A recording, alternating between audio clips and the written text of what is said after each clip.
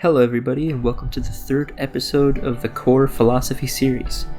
Now, if you tuned in last time when we covered the Common Ground episode, you may have an idea as to why we're covering the square of opposition, but this is going to give you a base introduction into argumentation, logic, and different things that we will be discussing in the epistemological branch of philosophy, which will be another series that will be coming in the future.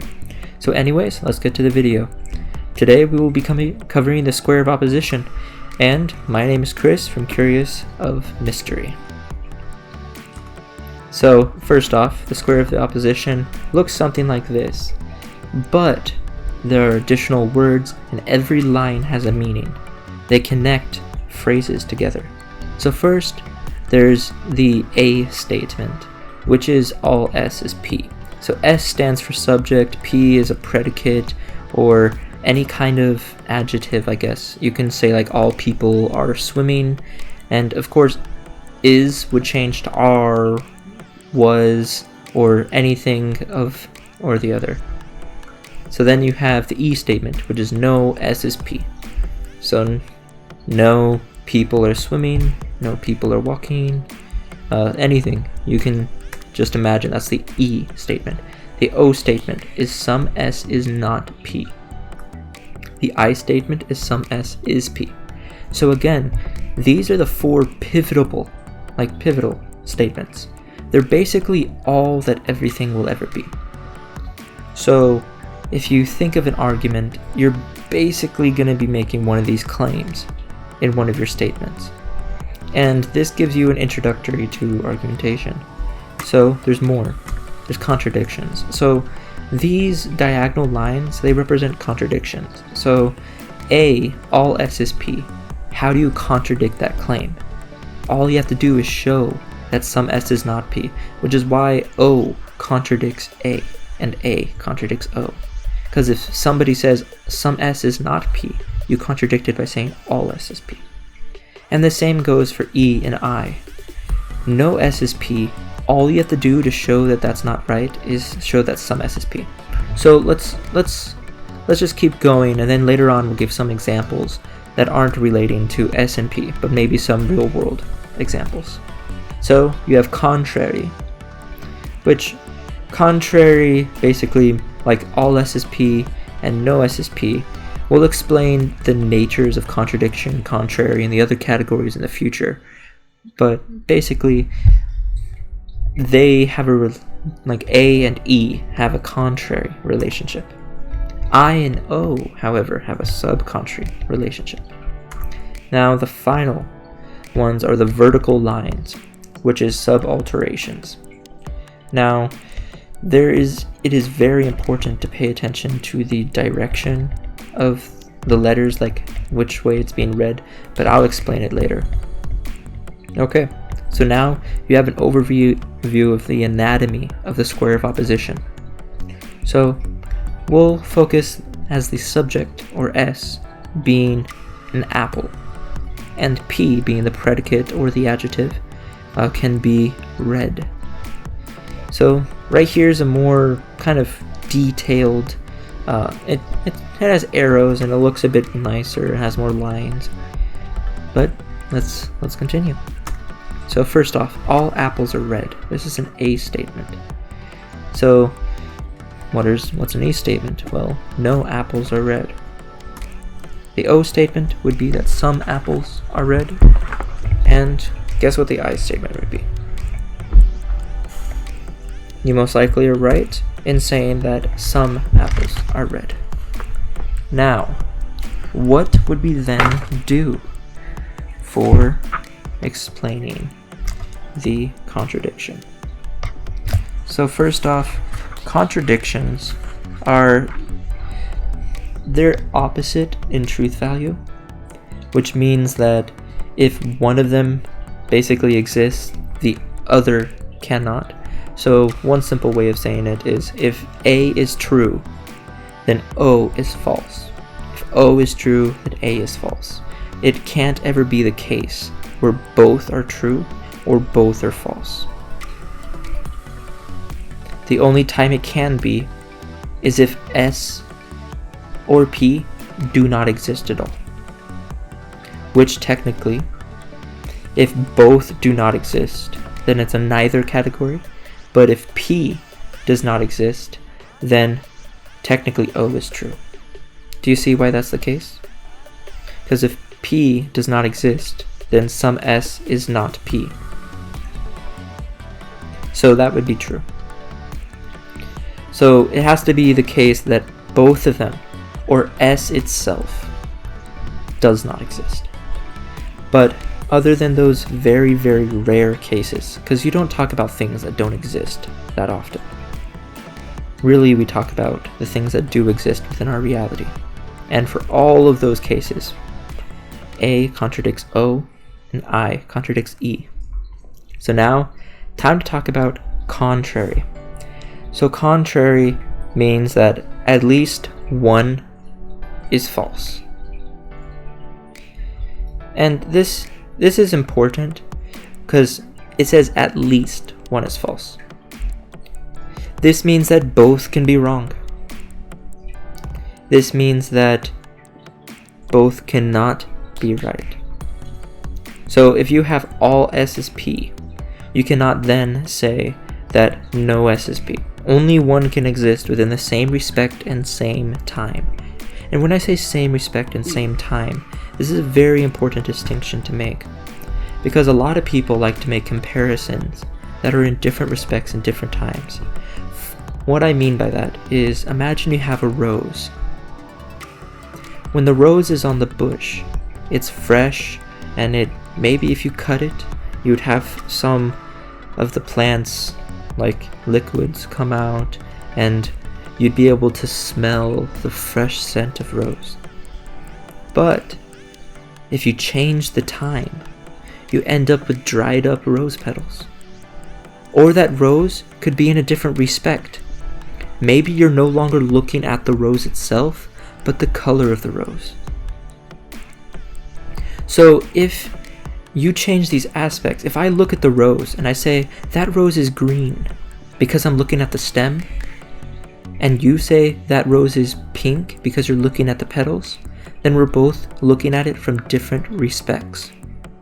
However, if we're looking at it from the same respect, we have to also make sure that we're looking at it at the same point in time. Are we looking at it from when the rose was new or when the rose was dried up? This is very important in argumentation, because you need to make sure that you and the person you're speaking to or arguing with are at the same respect and time. If that doesn't happen, then you can have so much misinformation.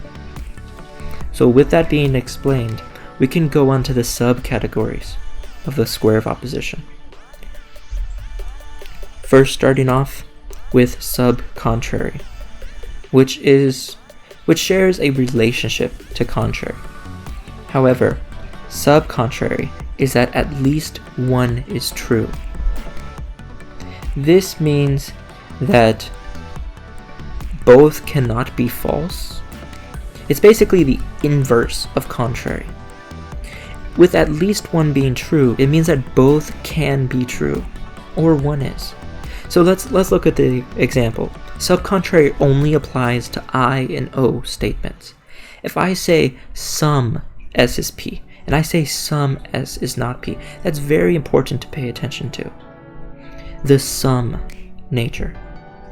So if I say some apples are red, and then you say, well, some apples are not red, and maybe you bring up examples of green apples, yellow apples, whatever other types of apples. And if you just have to say one color, and then I'm like, okay, but some are red. This means that both of our statements are true within the same point in time. However, unlike contrary, where only one or possibly both could be false, but only one can be true, with contrary, both cannot be false.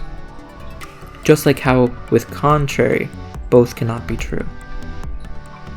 So, subcontrary has this interesting application because of that some word and its kind of premise. Just when you think of subcontrary, think of some apples are red and some apples are not red. And when you think of some apples are not red, think of green apples, orange apples, yellow apples. I don't know if orange apples exist, but I do know persimmons, so it depends. So imagine these types of examples. And when you think of these examples, can't those both be true at the same time? They can. But if they're both false within the same time, then you're saying that P and not P. You're saying those contradicting statements. Something has to be P or not P within the same respect and time. It can't be in between, because there's only something is either a red apple or a green apple. Now, of course, remember, it's same respect and time. So since it's same respect, it means that any counter argument to my claim, as if, but there's different shades of red. What if the person is colorblind? All those aren't with the same respect. So it's very important to remember it's the same respect and same time for these arguments. We gotta keep reminding ourselves of that. So, with subcontrary explained, we now probably go to the more complicated one, which is surely more complicated, which is sub-alteration. Sub-alteration, basically imagine that alteration stands for the truth value. It flows in one direction. If all S is P, then does it not mean that some S is P? It does, right? So if A is true, that means that I also is true.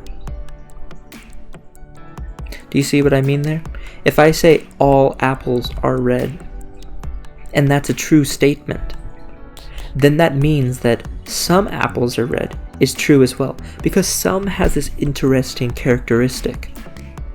Some is able to represent all, but also a part of something. If I say I have some money, I could say the same thing for when I have all the money in the world. I could say I have some money, and it could be correct. Some does not necessarily mean less, or that there's something else. It doesn't. So, truth value flows downward. However, if I say some apples are red, it does not then allow me to prove that all apples are red. That doesn't work. And also, a very important thing to take into account. What if some apples is red? What if that's wrong? What if that's not true? Instead, it's no apples are red. Well, if some apples are red is false, then that means that A is also false. So in this nature, if A is true, then I must be true. However, if I is true, it does not mean that A is true.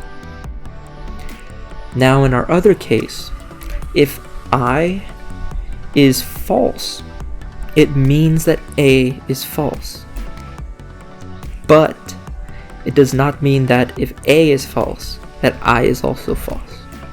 So this is what alteration means. It's an alteration of truthhood and falsehood within the relationship of these vertical positions of the statements.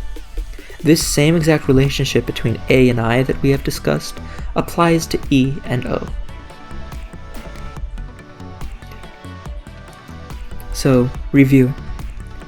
We've discussed contrary and how it means that at least one is false. That still means that both can be false, but both cannot be true. Then subcontrary, which is that at least one is true. Both can be true. However, both cannot be false. Now, contradiction. This means that there's an opposite truth value. Opposite truth value in the sense of if one is true, then the other is guaranteed to be false. And if one is false, then the other is true. Now, let's see what else we can discuss.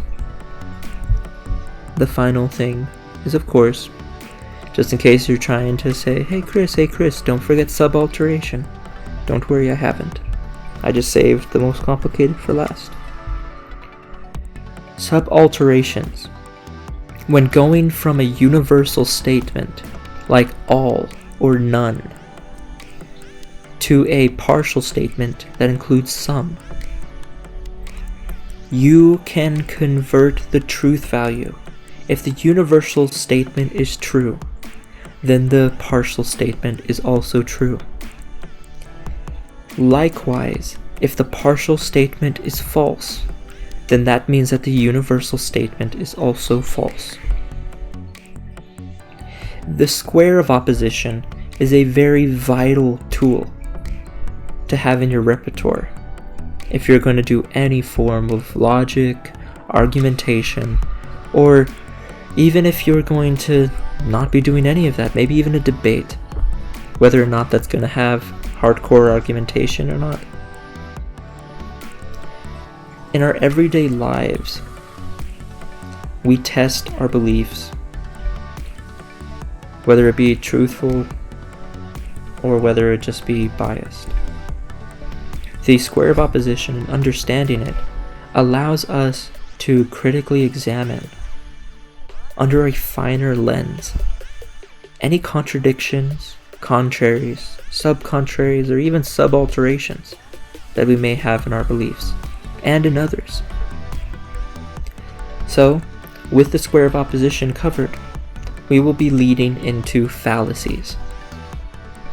After we lead into fallacies, we may do another video regarding fallacies, but we will then begin our epistemological series.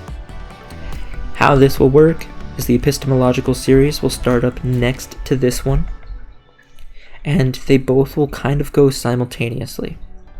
However, the series will release one video each week. It will grow a little slower, at the start at least, and it will release on Wednesday.